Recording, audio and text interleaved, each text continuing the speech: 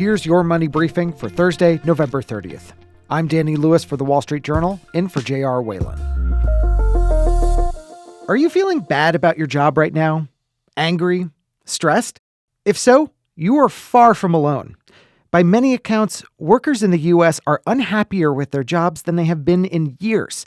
And it might have to do with how the approach to work life has been changing since 2020. Wall Street Journal Careers and Workplace Deputy Bureau Chief Vanessa Fuhrmans looked into how work has become so dissatisfying. She joins us now. Vanessa, you looked at a bunch of metrics on worker happiness, or really unhappiness. What did they say? Well, there's a lot of polling of workers these days, and it seems like every time another survey comes out, workers are unhappier and less engaged and more stressed than they were just a few months before. And we were a little surprised we weren't seeing workers bouncing back from the crazy levels of burnout and stress and discontent that we saw in the thick of the pandemic. Another thing that really intrigued us is if you look at how the average American worker is doing today compared to 2019, people are making a lot more money on the whole. Most people have more paid time off and more flexibility than they had before, even if they are coming into offices again. We looked at a number of data sets. Gallup does an annual survey of tens of thousands of workers every year, and among U.S. workers in particular, the numbers that showed they were more angry, more stressed, disengaged, all were higher than the year before. An HR tech company that asks workers routinely, would you recommend your place of work to others? They showed that the levels of people who would actually recommend their place to work to other people had fallen precipitously, particularly in 2023, a 10% drop this year alone. Wow. So you also talked to workers from around the country in a bunch of different industries. What did they tell you about why they're dissatisfied with their jobs?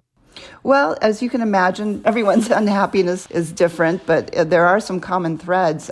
If I were to sum it all up, it's that during the pandemic, workers really launched into this reckoning of their work lives that they just haven't finished with. They're still trying to figure out, what's my relationship to work? How hard do I want to work? How can I cut off the stress of work in the rest of my life?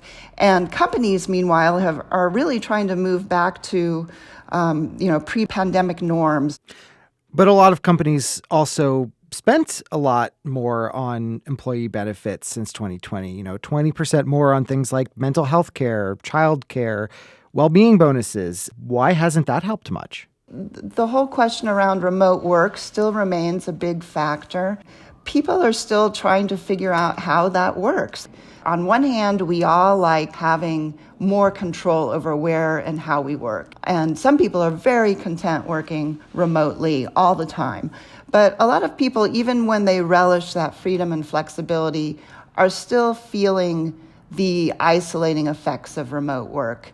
And because many of us are working in hybrid settings where some of us are remote, some of us aren't, or we're just simply not working in the same place as our colleagues, we are feeling that friction as well. We're not quite in sync with our colleagues all the time. People are not socializing as much in the workplace as they did before. So all the niceties and the fun parts about working together are not quite as there like they used to be. What are some of the stories that you've heard from workers about how remote or hybrid work has changed their work experience?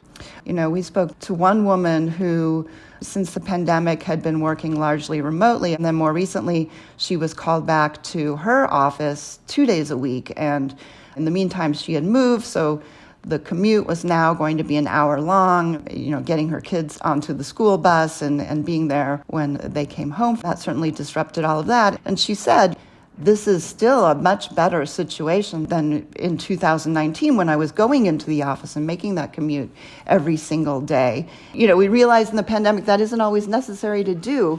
All the things we sort of just assumed were just a part of the way we worked, we are now questioning still. And so people's expectations have risen as far as what they expect from their work life and how well they expect their work life to fit into their personal life. So many people have changed jobs in the last few years. How are they doing with regards to job satisfaction? Yeah, that's another surprising shift that we've seen.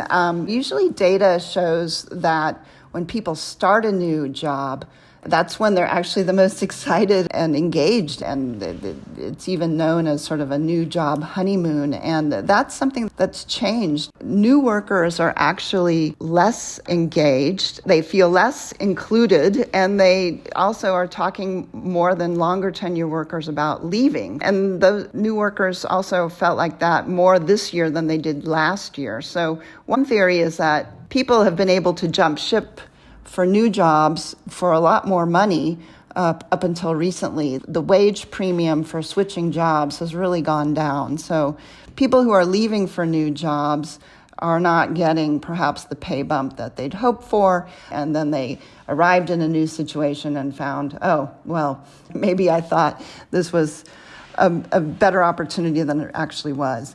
Are there any lessons here about what makes people feel good about their jobs in today's workplace? Freedom and control are a big part of it.